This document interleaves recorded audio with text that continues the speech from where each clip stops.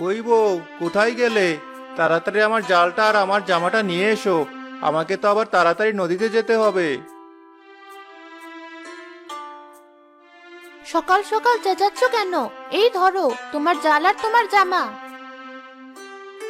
রাগ করছো কেন? জানোই তো, মাছ নিয়ে তাড়াতাড়ি বাজারে না গেলে মহাজন আজও আমার কষ্টের টাকাগুলো কেটে নেবে। তখন খাবো কি বলো তো? কি আর খাবে? ঘাস আর পাতা।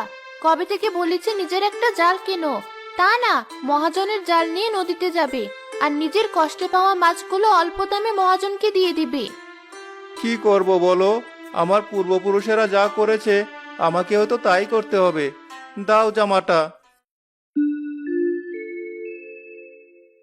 এ কি, এত কম টাকা তো ছিল না পকেটে। হয়েছে হয়েছে, আমাকে কি এবার তুমি চোর বলবে? বাবাই কোন ঘরে আমার বিয়ে দিয়েছো, শেষমেশ কিনা আমার চোর উপবাদ শুনতে হলো। কাঁদছো কেন? আমারই হয়তো ভুল। প্রতিবারের মতো এবারও হয়তো কোথাও টাকাগুলো ফেলে এসেছি। বেশ, আমি চললাম এবার।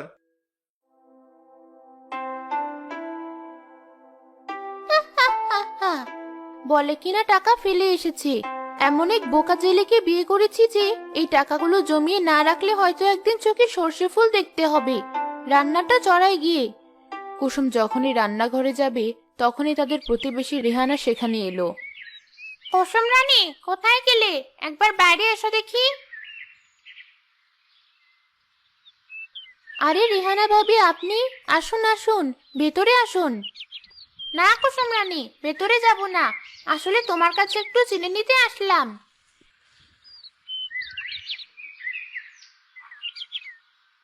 শুধু কি চিনি নিতে এসেছেন ভাবি, নাকি নিজের গলার হারটা দেখাতেও এসেছেন? কি যে বলো, হারটা তাহলে দেখেই ফেলেছো?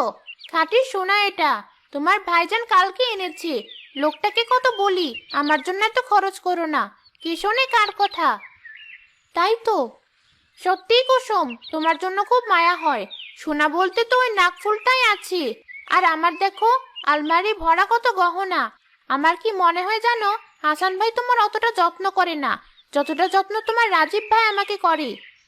কি করব বলুন ভাবি, আমার স্বামী তো সামান্য জেলে। জেলের বউয়ের গলায় অমন হার দেখলে সবাই আবার কানাঘুষা করবে। রাজীব ভাইজান তো কতদিন বাড়িতে ছিল না, তা হঠাৎ সোনার হার নিয়ে হাজির হলো যে। তুমি কি বলতে যাচ্ছ কুসুম? এটা তোমার ভাইজান চুরি করে এনেছে? আমার স্বামী না হয় তেমন কিছু করে না, তাই বলে কি আমার সোনার হার গড়িয়ে দিতে পারবে না? তাছাড়া তোমার ভাইজান তো শহরে কাজের জন্যই গিয়েছিল। কি জানি বাপু, কি এমন কাজ যে 15 দিনে একটা সোনার হার গড়িয়ে আনলো? জানলে আমাকে জানাবেন ভাবি, আমি আর আমার স্বামীও যাব শহরে। কুসুমের কথা এবার রেহানা রাগে দাঁত কটমট করতে করতে বেরিয়ে গেল। চললাম আমি, লাগবে না তোমার চিনি। যত সব ছোট লোকের দল, নিজেরা পড়তে পারে না বলে হিংসে হয়। হা হা হা হা, এসেছে আমার কাছে আমার স্বামীর নিন্দে করতে। এমন কথা বলেছি, বাপের জন্মেও আর এমুখো হবে না। কুসুম রান্নাঘরে চলে গেল। অন্যদিকে হাসান নদীতে গিয়ে বেশি মাছ না পাওয়ায় চিন্তায় পড়ে গেল। এ কি, এই কটা মাছে কি হবে? আজ তো মহাজনের কাছে গেলে সে আমায় 1 টাকাও দেবে না। হায় বিধাতা, টাকা না পেলে আমি কি করে বাড়িতে যাব? কি হাসান ভাই, একা একা কি বিড়বিড় করছ? কি করব ভাই, আমি ছাড়া আমার দুঃখের কথা আর কে শুনবে? তাই নিজের কথা নিজেকেই বলছি। সত্যি ভাই, তোমার জন্য বড্ড কষ্ট হয়।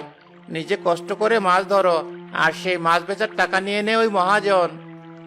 সবই কপাল ভাই, সবই কপাল। আজ আর মাছ ধরার মন নেই। এগুলোই নিয়ে যাই মহাজনের কাছে, দেখি কিছু টাকা দেয় কিনা। আচ্ছা ভাই, যাও দেখো কি হয়।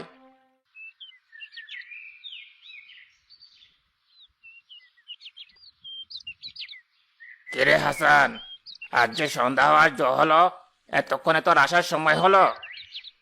আসলে উস্তাদ, আজ জালে বেশি মাছ ওঠেনি, তাই আসতে তোরা দেরি হলো। সে কি, মাছ না উঠলে বাঁচবো কি করে, আর খাবোই কি? ওই দেখি কত মাছ এনেছিস।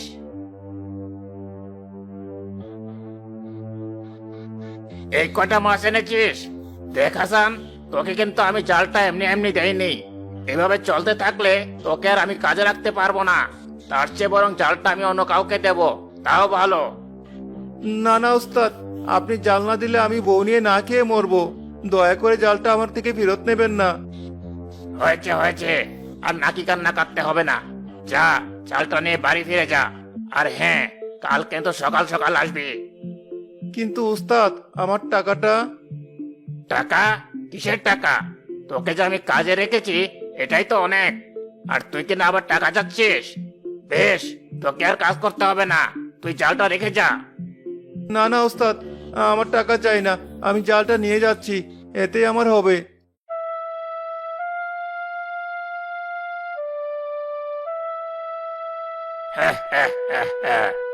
ভাগ্য করে এমন একটা বোকা জেলে পেয়েছে। যা, মাছগুলো নিয়ে যা, আর দেখিস সব যেন চড়া দামে বিক্রি হয়।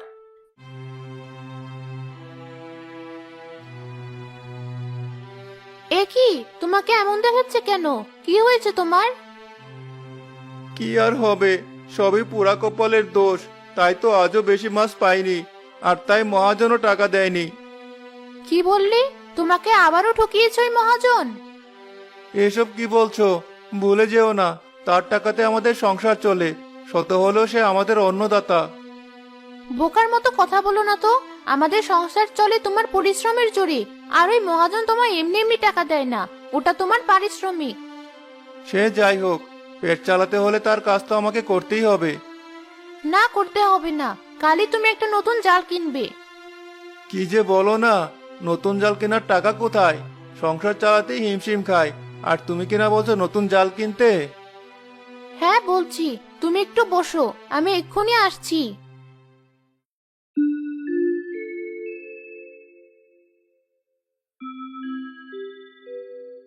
এ কি, এটা কোথায় পেলে তুমি? এত বড় মাটির ব্যাঙ? সব বলবো, তার আগে ব্যাংকটা ভাঙো দেখি।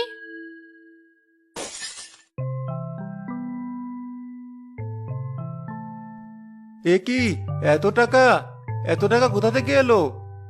চুরি করেছি, হা হা হা হা। ফাজলামো না করে বলো, এত টাকা তুমি কোথায় পেলে? যে টাকাগুলো রোজ রোজ তোমার পথে পড়ে যেত সেগুলো কুড়িয়েই তো জমিয়েছি। আমি তো কিছুই বুঝতে পারছি না, ঠিক করে বলো কোথায় পেয়েছো এত টাকা? রোজ তোমার পকেট থেকে কিছু টাকা সরিয়ে রাখতাম, সেগুলোই জমিয়ে রেখেছিলাম আমাদের ভবিষ্যতের জন্য, কিন্তু মনে হলো এগুলো বের করার আজই মোক্ষম সময়। সত্যি কুসুম, তোমার মাথায় অনেক বুদ্ধি। তাই তো বলছি, কালই মহাজনকে তার জালটা ফিরিয়ে দিয়ে এসো, আর এই টাকা দিয়ে কালই তুমি একটা নতুন জাল কিনবে, সেটা দিয়েই মাছ ধরবে। কিন্তু কোনো কিন্তু না, এবার চলো খেতে বসি, তাড়াতাড়ি ঘুমাতেও তো হবে, নইলে কাল সকালে তাড়াতাড়ি যাবে কি করে। তারা খেতে চলে গেল।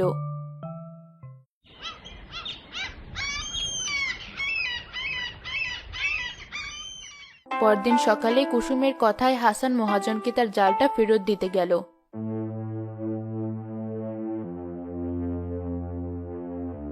কি বললি?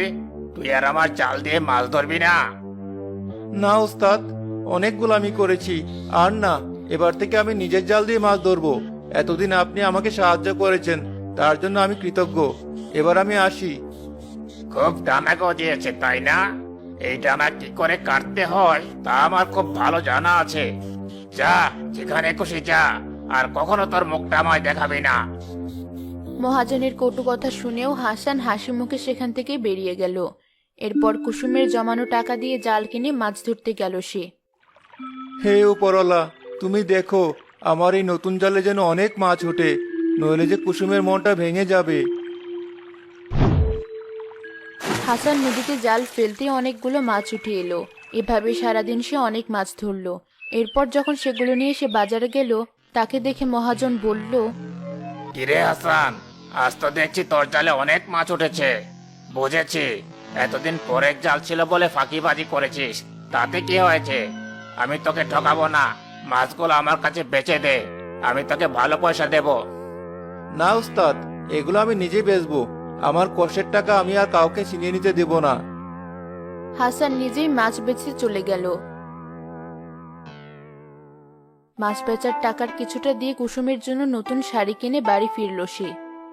কই কুসুম, কোথায় গেলে? তুমি চলে এসেছো? ওটা কি তোমার হাতে? এই যে, এটা হচ্ছে তোমার শাড়ি। সে কি, প্রথম দিন টাকা পেয়ে বাজে খরচ করছো? শুধু শুধু শাড়ি আনতে গেলে কেন? আমার তো অনেক শাড়ি আছে। শাড়ি আছে বললেই হলো? তাছাড়া আজ যা কিছু সম্ভব হয়েছে সবই তো তোমার বুদ্ধির জোরে, তাই এগুলো তোমারই প্রাপ্য। যাও, এখনই শাড়িটা পরে এসো দেখি। হাসানের কথায় খুশি হয়ে কুসুম শাড়িটা পরতে চলে গেল। অন্যদিকে হাসানের ব্যবহারে ক্রুদ্ধ হয়েছিল মহাজন। বুঝলি সুমন, হাসানের খুব ভার বেড়েছে। যে করেই হোক ওকে সাহায্য করতে হবে। হ্যাঁ ওস্তাদ, নিজে জাল কিনে ধরাকে সরাকেন করছে। ঠিকই বলেছিস, ওকে এমন টাইট দিতে হবে যে আবার আমার পায়ে এসে পড়ে, তাহলে বুঝবে কত দানে কত চাল। পরদিন সকালে হাসানের হঠাৎ শরীর খারাপ হওয়ায় মাছ নিয়ে কুসুমি গেল বাজারে। আরে কুসুম যে, হাসান আসেনি আজ? না মহাজন, ওনার শরীরটা তেমন ভালো না, তাই আমি এলাম, নইলে তো মাছগুলো নষ্ট হয়ে যাবে। আহারে, তোমার কষ্ট দেখে বড্ড মায়া হচ্ছে। তুমি চাইলে মাছগুলো না হয় আমি কিনে নিতাম। আমারও তো কষ্ট হচ্ছে না, মাছগুলো আমি বেচতে পারবো। কুসুম মাছগুলো নিয়ে কিছুটা দূরে গিয়ে বসলো।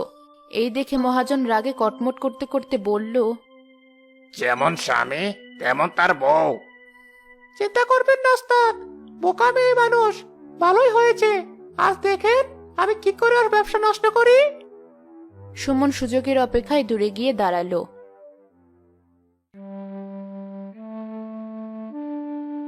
চাচি, আমায় দুটো মাছ দাও না, কতদিন মাছ দিয়ে ভাত খাই না। দাও না চাচি দুটো মাছ। আহারে, কে তুমি? এখানে তো এর আগে তোমায় কখনো দেখিনি। এই নাও বাবা, দুটো মাছ, এর দাম হলো মাত্র 100 টাকা। কিন্তু চাচি, আমার কাছে তো কোনো টাকা নেই, তাই তো কেউ আমায় মাছ দিতে চায় না। ওদিকে ঘরে অসুস্থ মা। বেশ, তোমায় টাকা দিতে হবে না। চাচি, তুমি খুব ভালো, তবে মাছ আমি এমনি এমনি নেব না। এই নাও, এই ফুলটা রাখো, এর বিনিময়ে আমি তোমার মাছ নেব। কুসুম ছেলেটার হাত থেকে ফুলটা নিতেই এক অদ্ভুত আলো ছড়িয়ে পড়ল চারপাশে। সাথে সাথে ছেলেটা উধাও হয়ে গেল। আশ্চর্য, ছেলেটা কোথায় গেল? মাছের হাড়ের উপর ফুলটা রেখেই কুসুম আশেপাশে ছেলেটাকে খুঁজতে লাগলো। তখনই সুযোগ পেয়ে সুমন সেখানে আসলো। এই তো সুযোগ, এখন এখানে কেউ নেই। এই সুযোগে মাছের হাঁড়িতে এই লবণটুকু দিয়ে রাখি, তাহলে সব মাছ মরে যাবে। তখনই ওদের ব্যবসা লাটে উঠবে। সুমন মাছের হাড়িটা খুলতেই হাড়ির উপরে থাকা ফুলটা সাপে পরিণত হলো। ওরে বাবরে, সাপ সাপ! ওস্তাদ, বাঁচান, বাঁচান আমাকে!